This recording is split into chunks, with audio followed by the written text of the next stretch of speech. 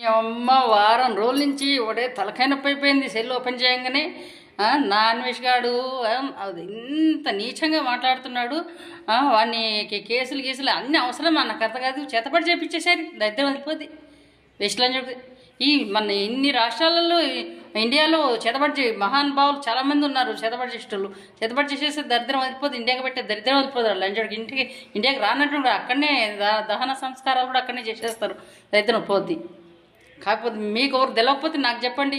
ఇద్దరు ఉన్నారు dynamics persons, ఇద్దరు ఉన్నారు.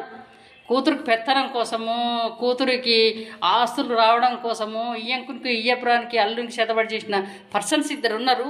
కాకపోతే వాళ్ళకు చెప్దాం ఈ పని చాలా బాగా చేస్తారు వాళ్ళు. అలాంటి వాళ్ళు చాలామంది ఉన్నారు. జీతాలని నాశనం చేసిన వాళ్ళు చాలామంది ఉన్నారు. ఎందుకు అంత తలకాయ నొప్పి చేతబడి చేసి దళిత వాళ్ళ పోలీసులు పట్టించుకోరు, కోర్టులు పట్టించుకోరు, ఏది ఎవ్వరు పట్టించుకోరు చేతికి పట్టకుండా.